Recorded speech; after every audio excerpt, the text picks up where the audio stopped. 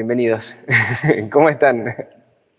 Es temprano todavía, así que somos poquitos, pero contentos también de poder estar acá teniendo un momento para reflexionar sobre la palabra y sobre, bueno, hoy vamos a ver un poco acerca de la historia del movimiento adventista, la historia de Minneapolis de 1888.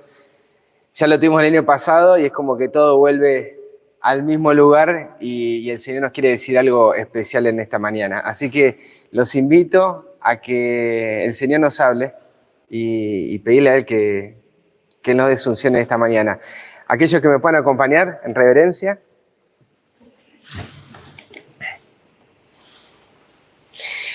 Querido y buen Padre, te damos las gracias, Señor, por esta mañana que nos regalaste, la vida que nos das por medio de tu Hijo. Te damos las gracias en esta hora, en el sacrificio matutino, por darnos a Jesús constantemente para que podamos reflejar tu amor. Padre, gracias por hablarnos en cada hora, en cada minuto, y en esta hora, Padre, rogamos que nos des tu espíritu para poder discernir y escuchar, que estas palabras y que estas historias que vamos a estudiar en el día de hoy sean para nuestra enseñanza, como ejemplo, para no desear aquellas cosas que desearon los antiguos y poder dar pasos, Señor, que en Cristo podamos dar esos pasos necesarios para acercarnos cada día más a la Canaán celestial. Rogamos, Padre, por los que están aquí presentes y rogamos, Padre, también por aquellos que lo van a estar escuchando por internet, para que prepares también sus corazones para lo que vamos a estudiar hoy. En nombre de Jesús agradecemos y pedimos todas estas cosas. Amén, Señor.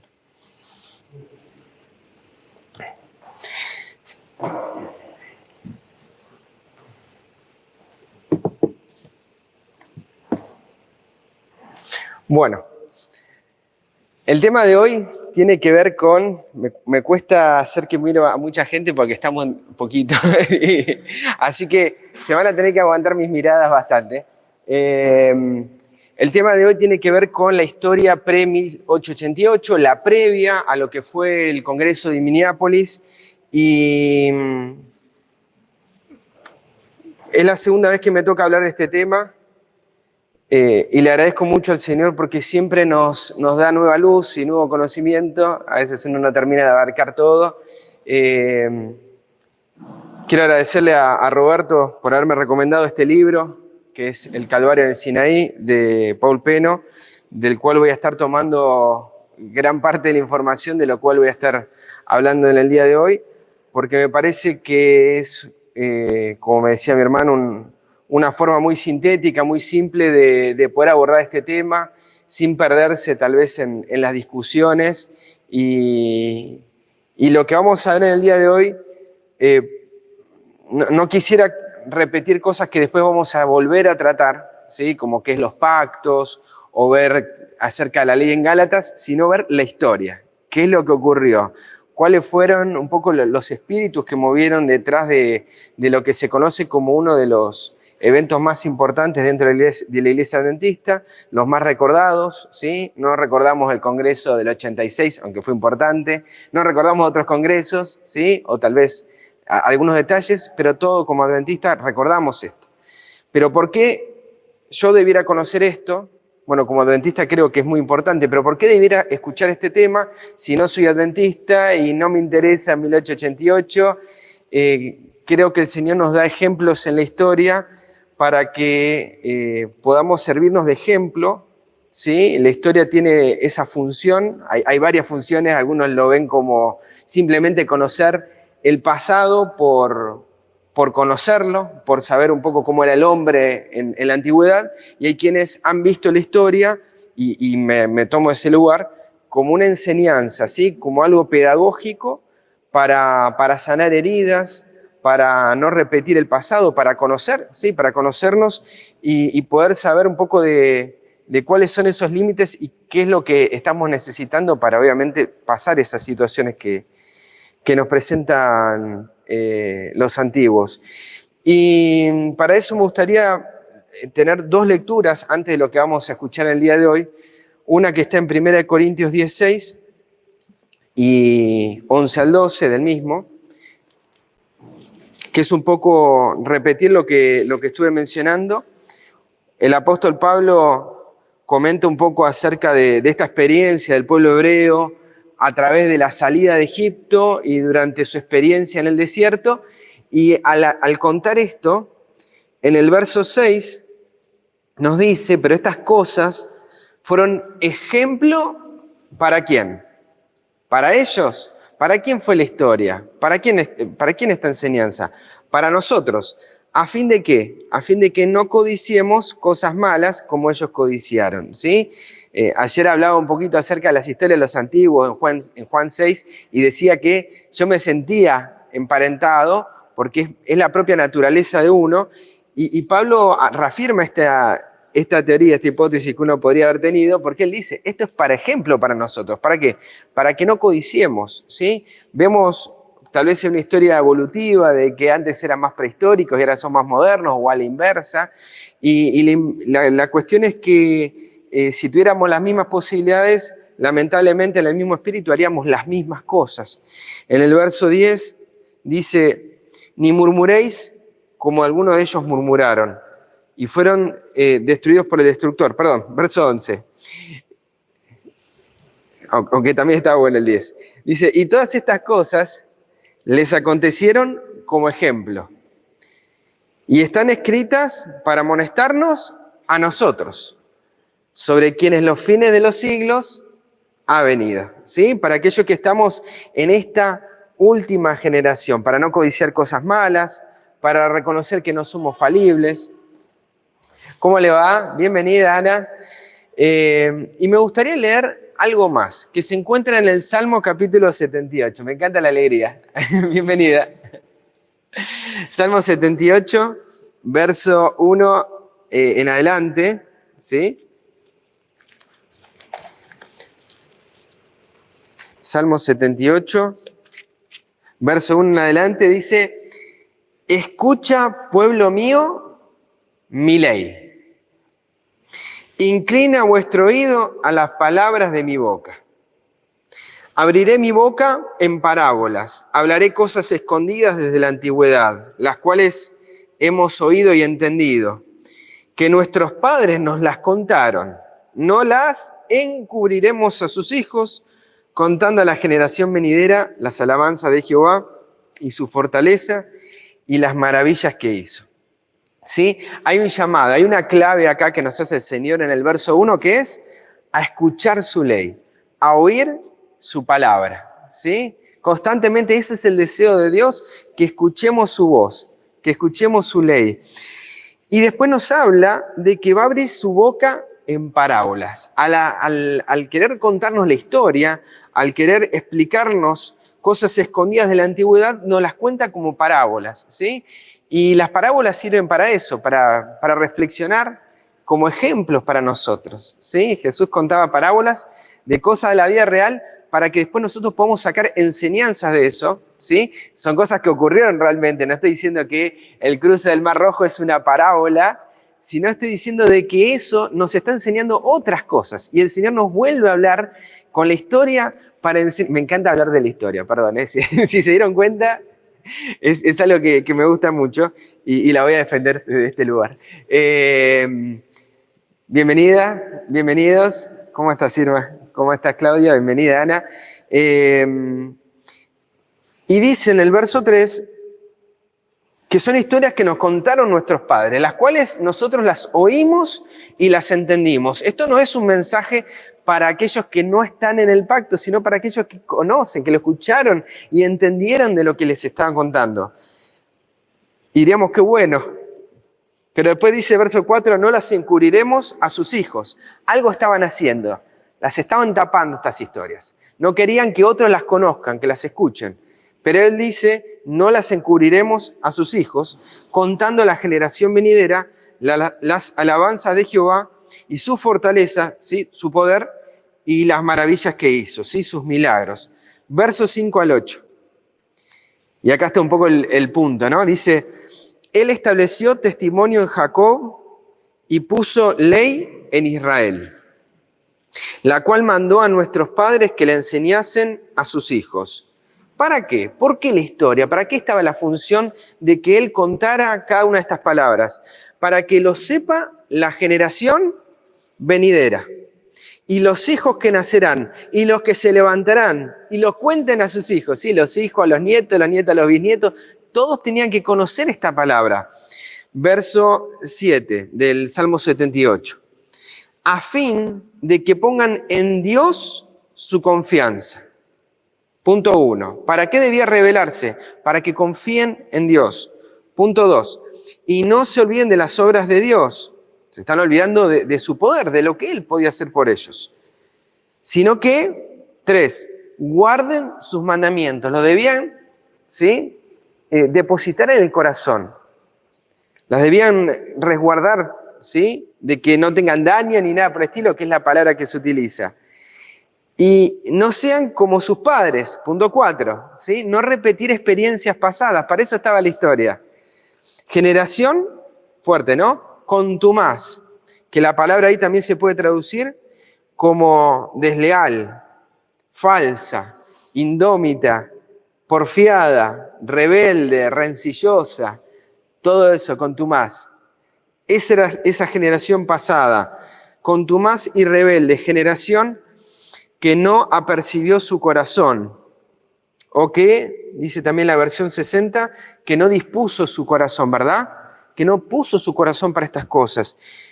Ni, verso 8, y cuyo espíritu no fue fiel para con Dios, ¿sí? No fue fiel a Dios en su espíritu.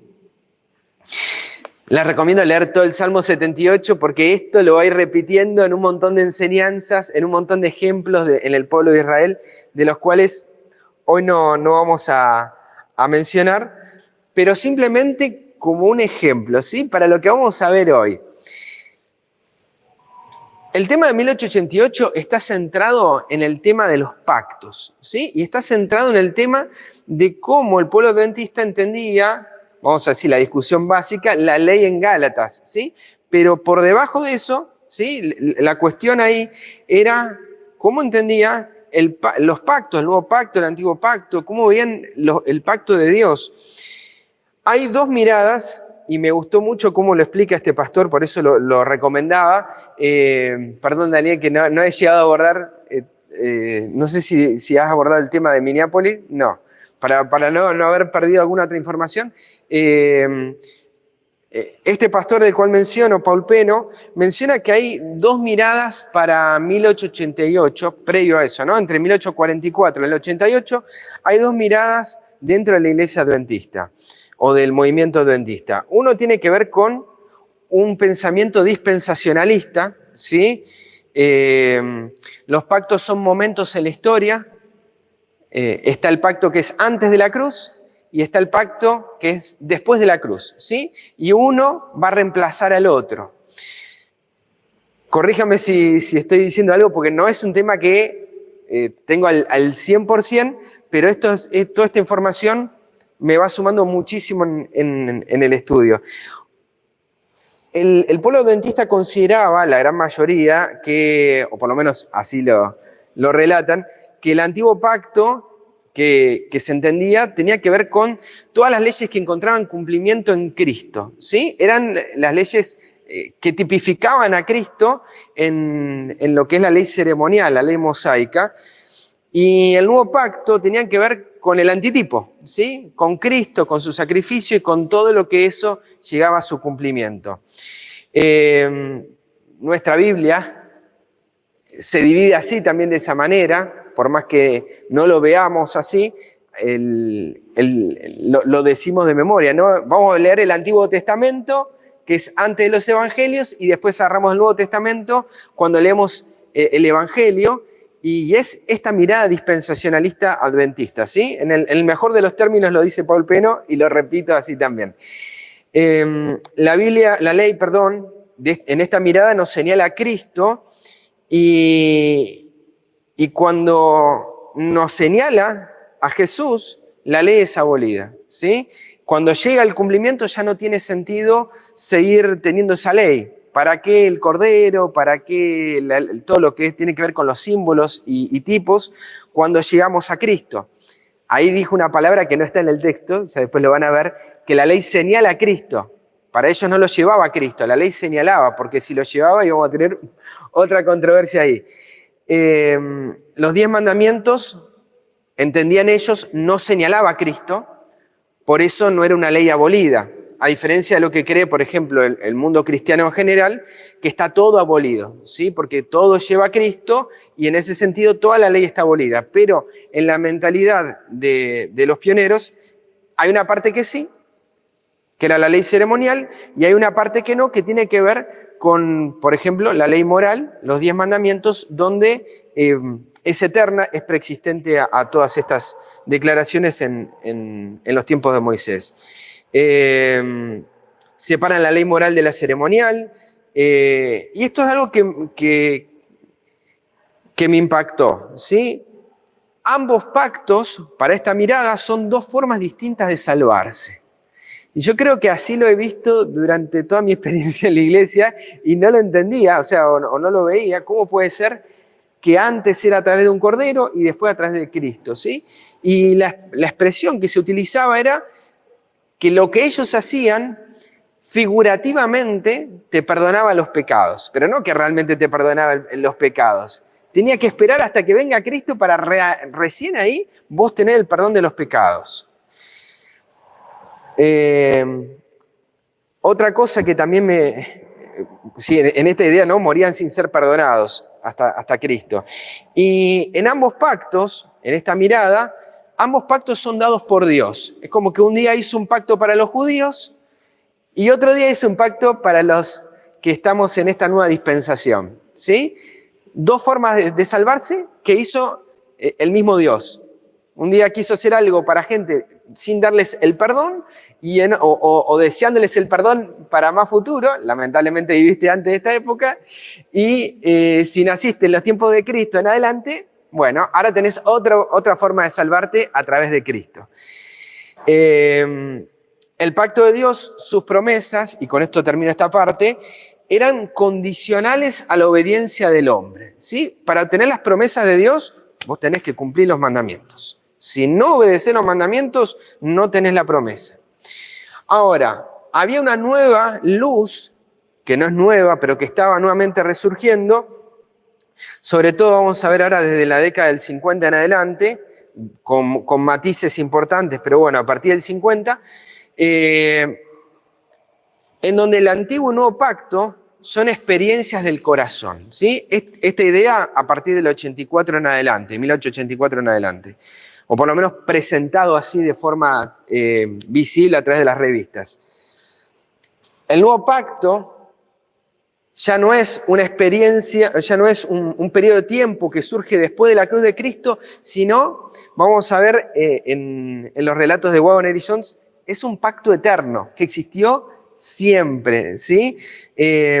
Son dispensaciones paralelas en la historia. No tengo acá para dibujar, que estaría muy bueno para que se grafique un poco, pero si hiciéramos una línea de tiempo y marcáramos la cruz en el medio, la dispensación adventista marca un pacto y con la cruz otro pacto. Pero cuando vemos el tema del nuevo pacto, el antiguo pacto, como experiencias personales que uno toma y elige en cuál estar, son experiencias que están siempre, ¿sí? El pacto eterno, un nuevo pacto, siempre, y el antiguo pacto, manifestado claramente en Éxodo 19, cuando el pueblo dice, haremos todas las cosas que están escritas en esta ley, ¿sí? Antes también está de esto, pero digo, claramente visible, cuando el hombre decide que va a ser las palabras de Dios, ¿sí? En vez de dejar que Dios te dé su promesa.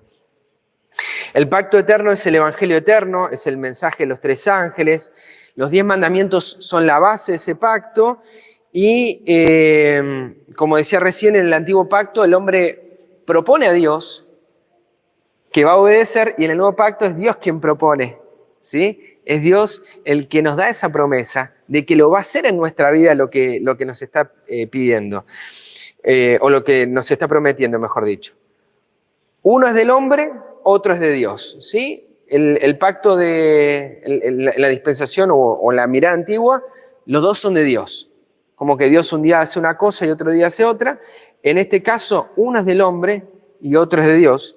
Y en el pacto de Dios, el pecador que está imposibilitado de obedecer necesita de Cristo, que esa es la promesa del pacto, ¿sí? Y Dios da esa promesa, da ese pacto para que podamos ser perdonados, ¿sí? Y la ley nos conduce a eso, nos lleva a eso, nos impulsa a eso. Ahora, hay un problema en la iglesia adventista o en el movimiento adventista y que tiene que ver con un pasaje o con un capítulo que es Gálatas capítulo 3. Solamente voy a leer uno a modo de ejemplo de cuál era la idea que había detrás de esto. Espero no quemarte el tema, Roberto, porque sé que Roberto va a hablar después acerca de la ley en Gálatas, ¿sí? Y le va a sacar jugo a esto. Dios va a permitir así, ¿no? Verso 24. De manera que la ley fue nuestro ayo para traernos a Cristo, para que fuésemos justificados por la fe. ¿Sí? La ley es un ayo, es un pedagogo, es el instructor que nos lleva a Cristo. Ahora, ¿qué ley, se preguntaban, es un ayo o es un pedagogo para llevarnos a Cristo? ¿Es la ley moral o es la ley ceremonial?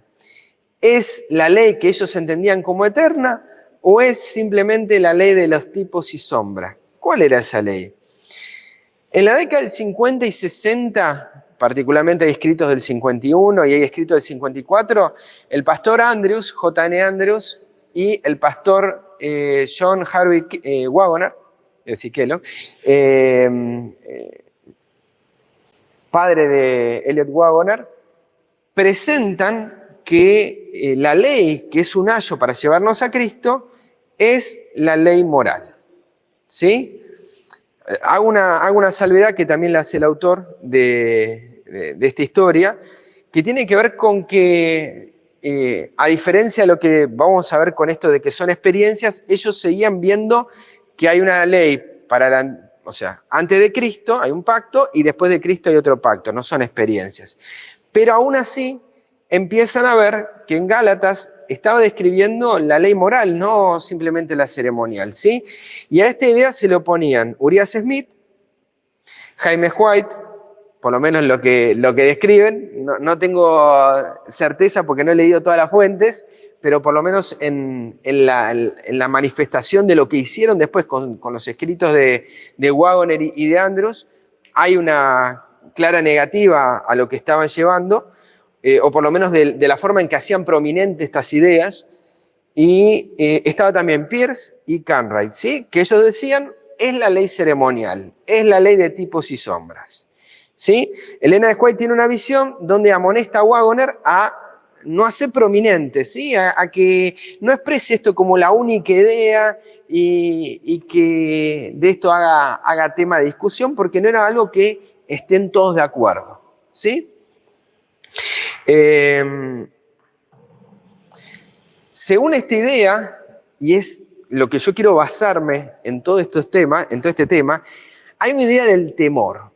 Si creemos que la ley moral es la ley que está presentada en Gálatas, según la visión de aquellos que se estaban oponiendo a esto, si creemos así, bajo la manera de ver la dispensación como periodos de tiempo, uno que se sucede al otro y uno que anula al otro, ¿sí? Si lo vemos de esa manera y decimos que la ley moral está en el antiguo pacto, si los 10 mandamientos están en el antiguo pacto, ¿qué pasa?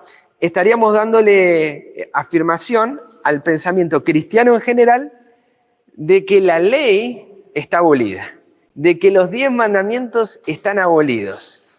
Y creo que todos conocemos la historia del pueblo adventista, del movimiento adventista, que si hay algo importante a partir de 1844, ¿sí? Es que el Señor abrió el santuario celestial y allí se pueden ver el arca, se puede ver el propiciatorio, se pueden ver las tablas de la ley y que siguen vigentes hasta el día de hoy. Entonces hay una contradicción acá, ¿sí? Y ustedes ya van a ir apreciando que el problema no estaba en el tema de la ley, si era moral o ceremonial, sino en el tema de los pactos. Que al no estar discutiendo el tema de los pactos, como nos pasó en algún momento, cuando estudiamos el tema de las fiestas, ¿sí? que estábamos discutiendo si estaban vigentes o no, y acá el hermano Daniel comentaba, estudiemos el tema de los pactos, ¿sí? Porque hay algo que no se estaba viendo y que lo estaba presentando Waggoner, pero que al no ser percibido, la discusión quedó desde lo superficial. Y nos puede pasar esto con innumerables cantidad de temas, donde nos quedamos solo con lo superficial, vemos algo que despierta nuestros temores, nos anulamos y no vemos lo importante, no vemos hacia dónde realmente el Señor nos quiere conducir leyendo su palabra tal cual está. ¿Sí? ¿Ley moral estaba? Sí estaba, pero todavía vienen algunas cosas, mucha agua tenía que pasar por el puente para llegar a 1884. ¿Sí?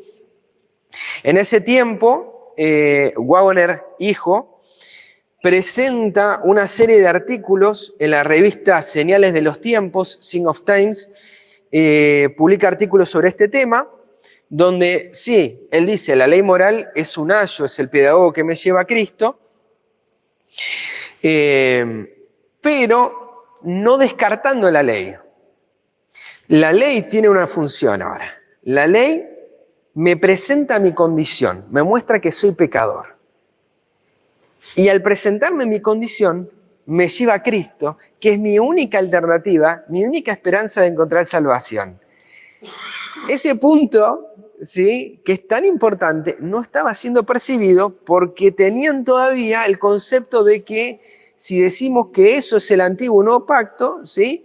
Al no ver los pactos como experiencia, sino como periodo de tiempo, anulaba la ley. Y ellos lo que querían era manifestar la vigencia de los 10 mandamientos y la vigencia del sábado como adventistas. Ese el deseo de Uriah Smith, de Butler, y que no podían comprender esto, además de que ya venían con...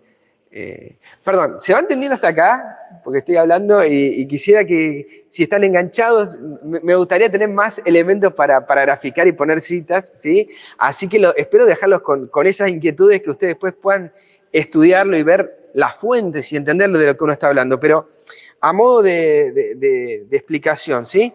La ley no es anulada en la cruz, según Waggoner, hijo, sino que nos lleva a Cristo y nos lleva en la experiencia de los que vivían antes de la cruz y nos lleva a Cristo en la experiencia de los que vivimos después de la cruz. La ley siempre está vigente y la ley no era el problema, ¿sí? El problema era que no se comprendía el tema de los pactos, entre tantos otros, ¿sí?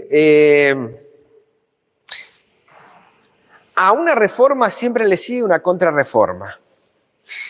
Y yo no quisiera que se tome lo que estoy diciendo, ¿sí?, como una defensa a las actitudes de Waggoner, ni una defensa a las actitudes de Butler, ni de Waggoner padre ni hijo. Me gustaría que podamos ver un poco las experiencias de ellos para poder conocer y no repetir los mismos errores, porque yo me siento nuevamente muy identificado con las maneras en las que al recibir una nueva luz salimos a compartirla y salimos a presentarla y nos olvidamos de lo importante que tiene que ver con el modelo divino, ¿sí? Y a todo esto, como pasó también acá en Argentina, y vengo también a la historia nacional para, no sé qué tenía que ver, me van a decir, pero acá también hubo periodos de violencia de arriba que se justificaron después con las violencias de abajo, ¿sí? Y a estas violencias que vamos viendo en nuestra historia también nacional y donde uno también... posiblemente se siente identificado, ¿sí?, justifica una cosa por la de otra. En este caso, a la presentación de Waggoner en su canal de YouTube, que se llamaba Señales de los Tiempos, para que me entiendan, del otro lado salieron a contestarle, ¿sí? Tenían el canal corporativo de la organización, que no es que tengo que armar un nuevo canal con nuevos suscriptores, sino que ya tenía todos ahí cooptados donde iban a recibir mi revista. Armaron una nueva, Uriah Smith, Butler, que era el presidente, ¿sí? Hay una simetría importante y quiero que eso se entienda y que se vea. Hay una simetría en cuanto a que el presidente, el editor de la revista más importante, la Reverend Herald, Uriah Smith, y el pastor Dudley Cartwright, los máximos escritores o los mejores colaboradores de esta nueva revista, que se llamaba La Hoz del Evangelio, Lindo título también para presentar una revista donde uno iba a cortar el Evangelio. No sé cómo los que lo leyeron y lo vieron, dígame si está bien la traducción de Gospel Cycle, ¿no? Como la hoz del Evangelio lo traduce. Empiezan a manifestar y a expresar todas las ideas en contra de esta postura, ¿sí? De que no era la ley moral, sino que era la ley ceremonial. Butler, como presidente, viaja a California. Y acá lo voy a poner en contexto. Wagoner no escribe algo simplemente porque se le ocurrió una idea y la publicó en una revista. Él era el editor de la Sign of Times. Él era profesor en una academia en Estados Unidos que era una escuela de teología de Hillsborough, ¿sí? California. Perdón mi inglés. Y también, a postre de esto, él era uno de los que escribía la escuela sabática que se publicaba para esos tiempos, ¿sí? No se publicaba como se va a publicar después del 88, ¿sí? Hasta el 88 la publicaban Wagoner y Jones, ¿sí? O por lo menos se publicaba desde las señales de los tiempos. Después del 88 la dejaron de publicar.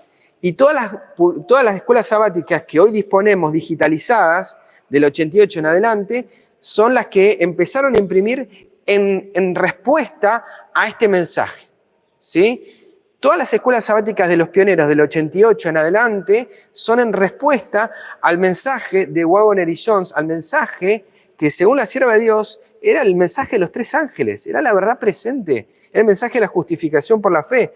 Entonces, antiguamente se publicaban como apartados en las escuelas, en las revistas, ¿sí? Me parece un lío, pero estaba bueno porque la gente la tenía captada constantemente. Tenían que consumir tu revista para que puedan leer en la última sección las preguntas de la escuela sabática.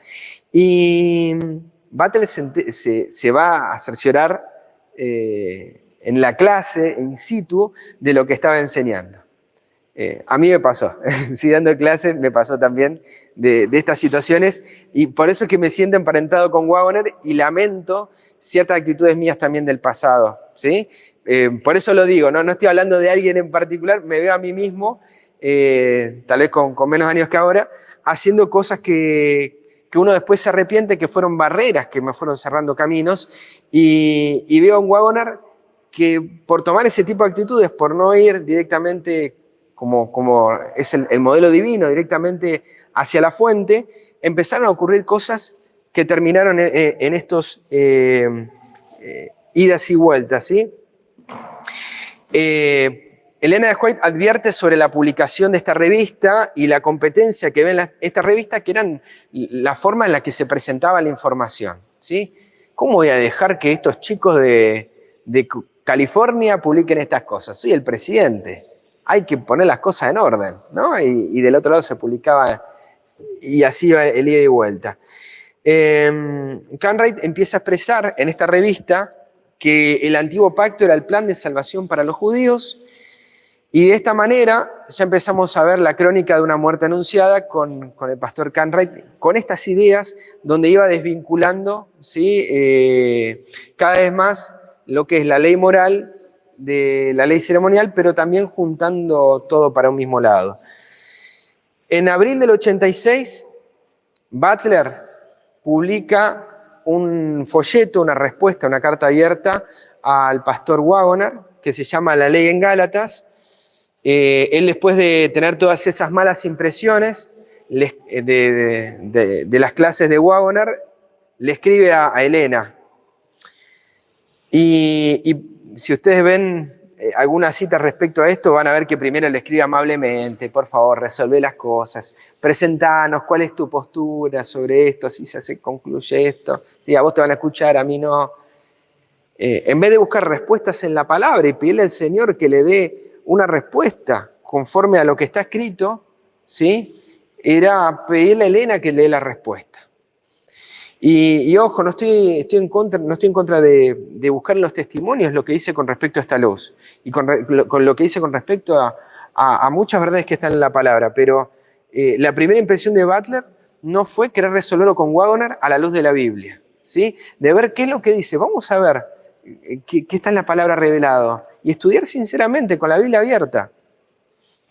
Empieza a hablar de que Waggoner y Jones se estaban influyendo, les estaban lavando la cabeza a los estudiantes. Habla de que no toda la iglesia pensaba así, que no había una postura, pero que pedía discreción, ¿no? O sea, que esto no surgiera como el tema, pero había una minoría que veía que esto era lo importante.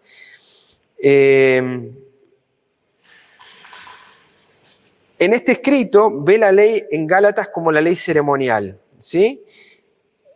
Y en ese mismo año, abril a junio del 86, se publica la escuela sabática titulada La Ley, en la revista El Instructor de la Juventud, ¿sí? El autor es Waggoner. Ustedes, si tienen este material, en la página 20 van a encontrar un modelo de cómo eran las preguntas de la escuela sabática, ¿sí? Dice, punto 1, ¿de dónde nos ha redimido Cristo? Gálatas 3:3, primera parte. Punto 2, ¿en qué consiste guardar los mandamientos de Dios? Primera de Juan 5:3, ¿sí? O sea, Cristo nos redimió de la ley, uno leería. Pero después dice, ¿en qué consiste guardar los mandamientos? En el amor, ¿sí? Si me amáis, guardad mis mandamientos. Y sus mandamientos no son gravosos. Si guardar los mandamientos es amar, ¿puede al mismo tiempo ser la maldición de la que Pablo habla? Está buenísimo, ¿no? Porque abría la puerta para charlar este tema. Él no estaba presentando una posición, no estaba diciendo la ley en Gálatas es la ley moral. Estaba abriendo el juego para que se discuta. ¿Sobre quiénes recae la maldición de la ley? Gálatas 3:10. Ahí tenemos, es el tercer sábado de julio, lección 13, redimidos de la maldición de la ley, ¿sí? Ahora, lo que Waggoner publicaba en su humilde canal Señales de los Tiempos, que lo veía un número de personas que esté interesado en sentarse a leer una revista, y hoy vemos, o sea, hoy tenemos todas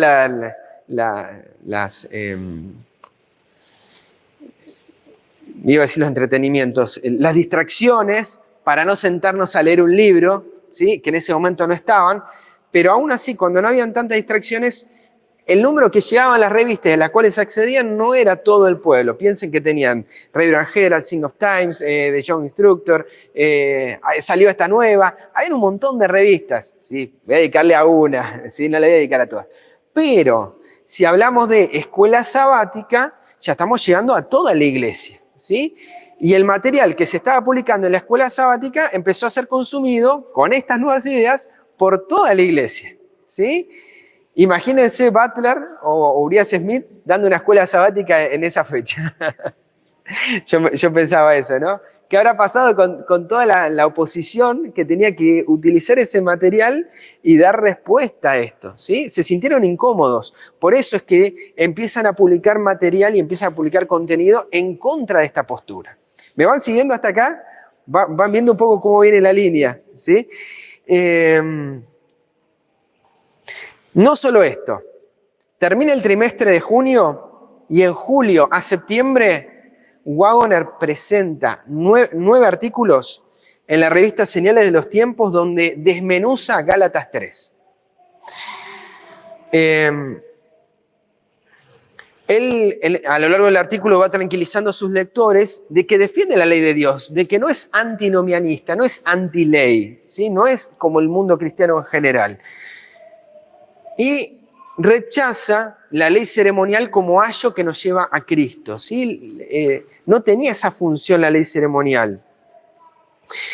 ¿Qué función tenía? Tenía la función, bueno, esto lo va a presentar un poquito más adelante, pero él va a hablar de que la función de la ley ceremonial, de cuando uno sacrificaba, era tener fe en aquel que iba a venir. No era creer que eso figurativamente me estaba perdonando mis pecados. Butler tiene temor al escuchar estas ideas, ¿sí? Pensaba que se estaba despreciando la ley. Y hay algo que todos recordamos, Asamblea del 88, pero previo a eso ocurren 2 reuniones. Una entre las 2 partes, ¿sí? Es la primera de estas reuniones que se da entre los que creen la ley ceremonial como el ayo que lleva a Cristo y la ley moral, que es la asamblea que se da en, no sé si es California, ahora no recuerdo bien la ciudad, perdón, 1886, agosto del 86. Butler le pide ante esta reunión a Elena de White, que ya estaba en Suiza, que resuelva la discusión sobre la ley en Gálatas, ¿sí? Como hoy nos puede estar pasando con muchas cuestiones, donde la sierva de Dios no está presente, pero nos sigue hablando a través de sus escritos. Pero uno quiere que resuelva todas cuestiones en vez de ir a la palabra y dejar que la palabra hable. Entonces, Butler le pide que dirima esta cuestión. Y Elena de White no le responde, ¿sí? Y esto empezó a caldear los ánimos que había en el pastor presidente de la Asociación General. Le escribe Butler esta carta abierta, la ley en Gálatas, y esa carta la distribuye en esta asamblea, ¿sí? Él convoca una asamblea donde se estudie a través de un comité teológico esta cuestión. La cosa es que Butler pensaba que iba a tener más apoyo del que tuvo. De la comisión en general, 4 estaban a favor de Waggoner y 5 estaban a favor de Butler, ¿sí? Y Butler era uno de los exponentes. Discuten horas y horas. Me vienen nuevamente recuerdos míos a la cabeza de discutir temas doctrinales con aquel que no piensa como yo y que ninguno convenció a nadie. Horas y horas y horas hablando de estos temas.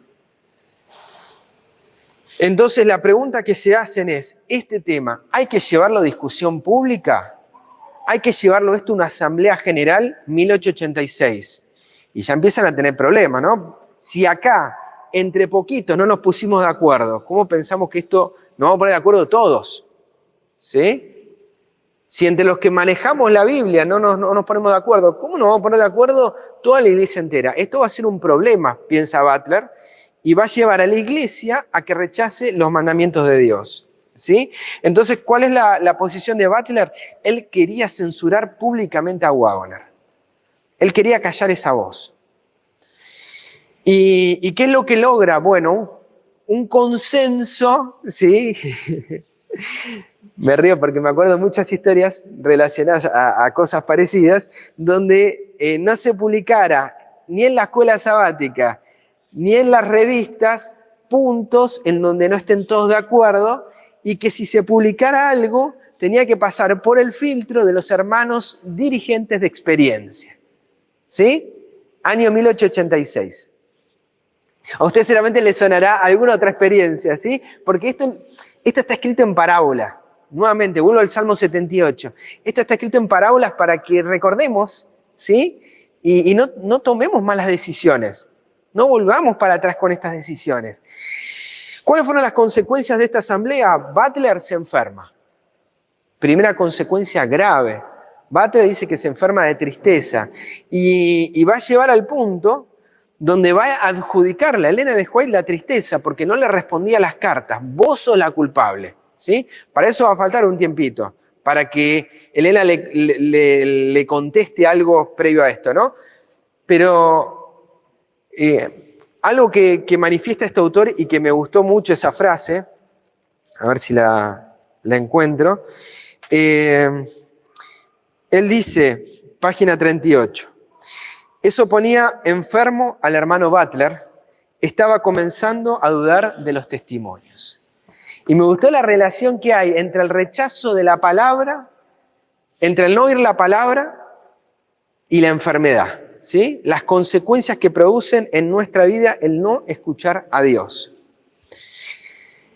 Otra consecuencia terrible de los opositores a la creencia de Waggoner, Cartwright, el 17 de febrero de 1887 renuncia a su fe como adventista. Y uno podría decir, bueno, es porque aceptó la ley moral como la ley en Gálatas. ¿Ves? Mirá dónde llevó las creencias de Waggoner. Pero lo que no vemos es que él lo rechaza porque tenía una idea de los pactos en donde él tenía todavía antiguo pacto antes de Cristo y nuevo pacto después de Cristo. Entonces dice, sí, tiene razón Waggoner. y toda la ley está despreciada y el sábado ya no hay que guardarlo. Rechaza su fe como adventista. Pero lo que no vemos, que es lo que está de fondo y que es lo más importante, es que el concepto de los pactos no había sido cambiado. No estaba siendo escuchada la voz de Waggoner respecto a que eran experiencias. Entonces estas posiciones tan extremas entre aceptar una cosa y rechazar la otra se estaban perdiendo el mensaje equilibrado que nos presenta la palabra, ¿sí? Entre tener una postura adventista donde sí acepto una parte de la ley pero no otra, y el evangélico que es más sincero, ¿sí? Mirá, lo que vos estás diciendo, tengo que rechazar toda la ley.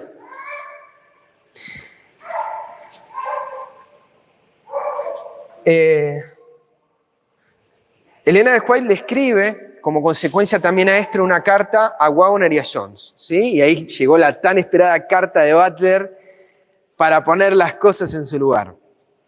La sierva de Dios le escribe, ¿sí? Palabras más, palabras menos, que no hagan, que el curso de acción que ellos habían seguido no era la voluntad de Dios. Y Butler lo toma como que la sierva de Dios estaba defendiendo sus ideas respecto a la ley en Gálatas. Y sutilmente y amablemente Butler le vuelve a pedir que sea un poquito más clara con respecto a esta idea, ¿sí? Porque hasta ese momento no estaba siendo clara Elena con respecto a la ley en Gálatas. Entonces, ¿qué hace Butler? Utiliza esa carta para desprestigiar a Waggoner y a Jones, indicando que la sierva de Dios estaba apoyando su punto cuando no era así, ¿sí? Al enterarse la sierva de Dios que se estaba utilizando su carta para eso, le escribe claramente a Butler que no había escrito eso para que utilice su carta como un arma, que por lo general para lo que usamos los testimonios, ¿no? Donde nos revoleamos citas de un lado para el otro, y que no era ese el propósito, ¿sí? Y que el propósito, al enviarle esto, era una amonestación también para Butler, ¿sí? Porque no era una carta para él, era una copia de la carta que le había enviado a Waggoner. Era una amonestación para que él no haga lo mismo que está haciendo Waggoner y Jones, para que no hagan prominentes sus ideas y utilice las mismas estrategias que está utilizando Waggoner, ¿sí? ¿Qué pasa con Butler? Ocurre esto, ¿no? Ya empieza a descreer de los testimonios de la sierva de Dios. ¿Cómo me va a atacar a mí? El presidente. Y encima ahora te acordás de hablarme, encima ahora te acordás de escribirme.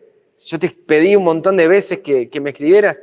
Empieza a descreer los testimonios y ahí la frase del pastor Paul Peno, que eso realmente enfermó a Butler, ¿sí? Previo al Congreso del 88, y esto es lo último que voy a comentar, porque ya después de acá en adelante comienza el tema de qué pasó en el 88 a cargo de Roberto a las 7 de la tarde, y los invito ahí para que lo escuchen. Se da lo que se conoce como la conspiración de California, ¿sí? Previo a la asamblea del 88, los que vivían en California, esta asociación en la cual estaba Waggoner, estaba Jones, estaba otro Jones, ¿sí? Que era el administrador de la Pacific Press, de la imprenta, y también estaba William White, que es el hijo de Elena de White, entre otros, se organizaron para, y lo voy a decir en el mejor de los términos, ¿sí? Para anticiparse, para organizarse a lo que iba a ser la reunión en Minneapolis. Vamos a charlar de este tema. Bueno, vamos a ponernos de acuerdo de qué es lo que vamos a tratar para que vayamos con un frente unido a presentar el tema, ¿sí? Esta reunión fue abierta, fue conocida por todos, no fue algo oculto, no fue algo secreto. Sin embargo, cartas de un pastor, que no recuerdo el nombre, con H, de California, le escribe al pastor Butler, el presidente, de lo que había pasado ahí como algo súper secreto, que estaban yendo para los revolucionarios para juntar números y fuerzas y votar a favor de lo que ellos creían, ¿sí? Se armaron toda una idea, una historia, le cambiaron el carácter que tenía esa reunión y le cambiaron, o sea, de que era abierta, que no era cerrada, le cambiaron también el carácter del interés que ellos tenían, ¿sí? De querer ir abrir la Biblia y estudiar, que no era imponer nada, que era vamos a ver qué dice la palabra. Ese era el deseo de ellos. Cuando esto llega a los oídos de Battle Creek, cuentan los testimonios, cambian el carácter de la reunión y la colocan como una conspiración, ¿sí? Y palabras más, palabras menos, también se preparan para una guerra. Hay un conflicto, se tenían que preparar, por las palabras que suenan bélicas, ¿sí? A la hora de cómo organizarse, planes secretos, de llegar como para que ese tema no se trate. Ese tema no se tenía que tratar. Y incluso hasta la misma reunión, bueno, no sabíamos de qué se iba a tratar de estos temas. Pero por debajo, el pastor, me sale Ruperto, por las traducciones, creo que es Rupert, distribuía cientos de folletos de la ley en Gálatas de Butler, ¿sí? No estaban preparados, pero estaban todos preparados para ese momento. La oposición se prepara, no va a rechazar, argumentan ellos, el estudio, pero tampoco van para estudiar, van a destruir el tema. Van a discutir, no me importa lo que piense la otra postura, ¿sí? Nunca llevo una postura para charlar. Voy a escuchar lo que vos decís y cada palabrita que vos digas voy a ir en contra, ¿sí? No importa lo que vos digas, no importa. Ese era el espíritu que había en la oposición. Ese era el espíritu que había en la gente que estaba esperando en Battle Creek. No me importa tu postura, no quiero escucharte. Ya estoy cerrado con tu mensaje. Y como Elena de White vino en un tren junto con toda esta delegación desde California y le lavaron la cabeza. Está influenciada, ¿sí? Ya los testimonios de la sierva a un lado. Ya no la empiezo a escuchar, ya no le empiezo a dar tanta importancia. Está influenciada por Wagner, por Jones, por su hijo. A esa reunión Butler no llega porque cae en enfermedad y se la adjudica a la sierva de Dios. Y la sierva de Dios es tajante al decirle, esta enfermedad no es culpa mía, sino del espíritu con el que vos abordaste las cartas que yo envié. Esto no es una culpa mía, esto no es por mí, es por vos. Y me veo también por mí. ¿Con qué espíritu estoy escuchando? Que a veces digo, es dura esta palabra. ¿Quién la va a poder oír? Vamos a cortar acá con la historia, ¿sí? Porque lo que sí es eso, hay una parte más donde el autor comenta acerca de explicar un poco de lo que yo ya comenté, de la ley en Gálatas y del Evangelio en Gálatas de Wagner, y comparar un poco. Pero me gustaría terminar con dos citas de la sierva, posteriores a esta historia, espero no quemártelas, Roberto, y con una referencia bíblica, ¿sí? Y como no tengo para proyectar, son citas que ustedes conocen.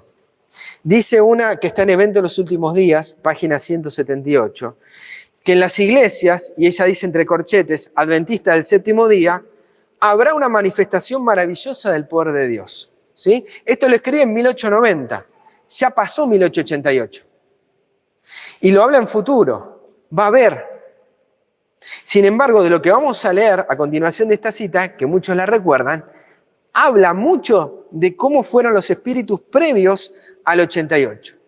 Y mi pregunta es, si nosotros estamos escuchando esta parábola y estamos pudiendo abrir los oídos para entender lo que el Señor nos está diciendo acá, si nuestro corazón está abierto para abrir y entender que hay situaciones que se están repitiendo hoy en día en diversas escalas, o vamos a seguir repitiendo la misma historia continuamente. Habrá una manifestación maravillosa del poder de Dios en la iglesia adventista del séptimo día, pero no obrará en favor de aquellos que no se han humillado ante el Señor, ni abierto la puerta del corazón mediante la confesión y el arrepentimiento.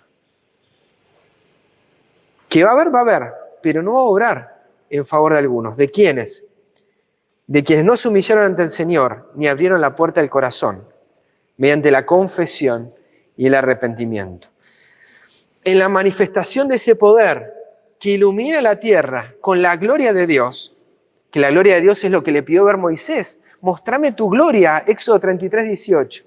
Y Dios hizo pasar todo su bien, toda su bondad ¿sí? En la manifestación de ese poder que ilumina la tierra con la gloria, con la bondad de Dios, solo verán algo que en su ceguera considerarán peligroso. Algo que despertará sus temores. No, esto rechaza otro pasaje bíblico, otra idea. Esto no lo quiero ver así, como lo están viendo ellos, porque voy a entrar en un problema con otra cosa. ¿Sí? Así como pensaba Butler con el tema de la ley. Si vamos por este camino, voy a rechazar la ley de Dios, voy a rechazar el sábado. Cuando no era así, eso no es lo que estaba presentando Waggoner. Eran los temores que le estaban hablando más fuerte que la voz de Dios. Era su incredulidad la que estaba hablando. No voy a aceptar el tema del Padre y el Hijo porque voy a rechazar al Espíritu Santo. ¿Sí? Pero ¿dónde dice eso? ¿Quién de los que estamos exponiendo estos temas estamos hablando de esa manera? Pero hay un rechazo, hay un temor y no se avanza, no se estudia.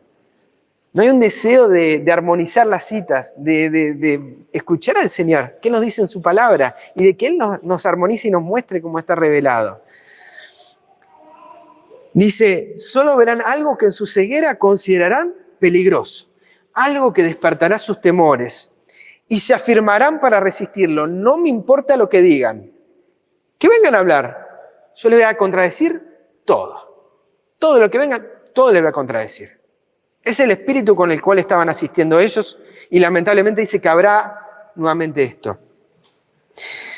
Debido a que el Señor no actúa de acuerdo con sus ideas y expectativas, y esto tiene que ver con la obra de Dios, con cómo Dios obra, cómo Dios trabaja, se opondrán a la obra. ¿Y qué van a decir?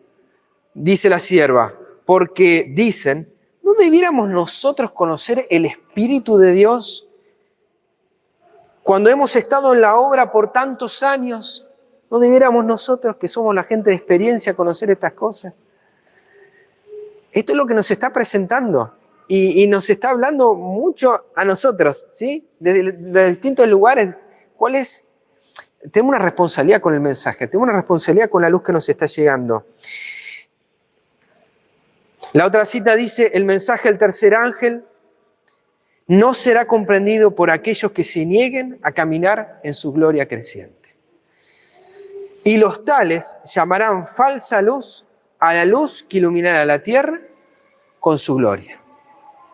Dios está nuevamente tocando la puerta de nuestro corazón a través de su Hijo.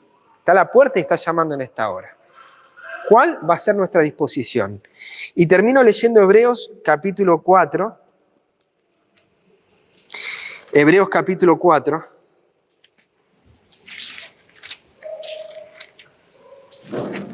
Verso 6 y 7. Hebreos 4, 6 y 7. Y dice la palabra, así que, puesto que falta que algunos entren en él, y aquellos a quienes primero fue predicado no entraron por causa de incredulidad, otra vez determina un cierto día. Nos da una nueva oportunidad, otra vez. Vuelve a repetir esa historia porque el Señor quiere nuevamente que se repita. Diciendo por medio de David, hoy, después de mucho tiempo como está escrito, si oyereis hoy su voz, no endurezcáis vuestros corazones. Y verso 11 dice, procuremos pues entrar en aquel reposo. Hoy es día de reposo. Hoy, día 15 es un día de reposo. Hoy procuremos entrar en aquel reposo. Que ninguno caiga en semejante ejemplo de incredulidad. Y leo el 15 y el 16 para entender por qué. Porque no tenemos un sumo sacerdote que no pueda compadecerse de nuestras flaquezas, de estas condiciones que también son nuestras, sino uno que fue tentado en todo según nuestra semejanza, pero sin pecado. Y conociéndolo a Él y conociéndolo a Dios, acerquémonos pues confiadamente al trono de la gracia, para alcanzar misericordia y hallar gracia para el oportuno socorro. Este es el llamado que Dios nos está haciendo hoy. ¿Abriremos el corazón o lo dejaremos endurecido? Esa es la decisión que hoy Dios nos está invitando a tomar. Que Dios los bendiga. Qué importante dejar de escuchar la voz de Dios. Amén. Porque cuando uno deja de escuchar la voz de Dios, se dispersa escuchando las otras voces. Y ahí viene el problema. Amén. Amén, mi hermana. No sé si alguien quiere comentar algo más. Sé que ayer no di espacio y fue... Claudia. Evento de los últimos días, página 178, párrafo 3 y 4. ¿Sí? Y lo que leí fue El Calvario en el Sinaí, de Paul Peno, en esta edición de la página 5 a la 55, ¿sí? O desde el subtítulo que empieza, Los pactos en el temprano pensar adventista, hasta el subtítulo, ahí terminé yo, donde arranca Asamblea de 1888 en Minneapolis. Hasta este punto compartí en la mañana, así que si quieren ampliarlo, pueden buscarlo allí y leerlo con más detalle, con más cita, ¿sí? Les recomiendo este material, está en la página Libros 1888 y bueno, sí, creo que en breve va a estar en Maranatha Media, ¿sí? Así que bueno, ahí está la recomendación. Si no hay algún otro comentario, ¿les parece si finalizamos orando? Yo al principio no sé si, no le pregunté a nadie si tiene el deseo de orar para finalizar, si hay alguien que tenga en su corazón el deseo de... Ana, ¿te puedo invitar a pasar adelante conmigo?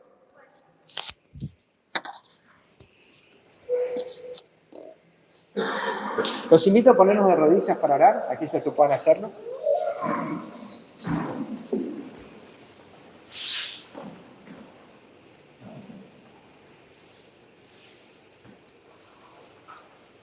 Padre nuestro que estás en los cielos, gracias Señor por este hermoso día en primer lugar. Gracias, Padre.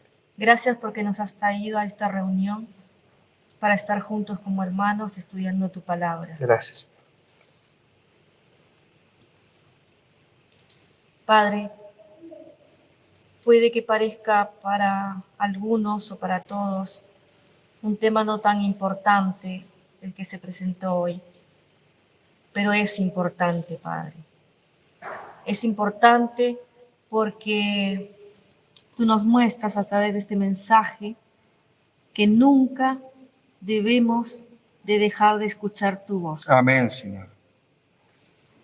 Tu palabra es clara, sencilla, Señor, para los que vamos con un corazón humilde, con un corazón sincero, Señor, de saber tu verdad, de conocerte cada día. Amén, Señor. Por eso te ruego en este momento, Padre Celestial, que tú limpies nuestros corazones y nuestras mentes, que podamos buscarte en primer lugar. Amén. Y por sobre todas las cosas. Que podamos, Señor, con tu ayuda, que las voces que se acercan y que no provienen de ti, Señor, que los alejes. Padre Celestial, gracias por este mensaje. Gracias te doy especialmente porque estamos acá juntos como hermanos. Gracias por tu amor y tu misericordia. También te doy gracias, Señor, por tu Hijo. Amén. Porque a través de Él podemos llegar a ti. Amén, Señor. Gracias. Quédate con nosotros, Señor, en este momento. Acompáñanos en el resto del día. Te lo pedimos, Señor, y te agradecemos todo en el nombre de Jesús. Amén. Amén. Amén.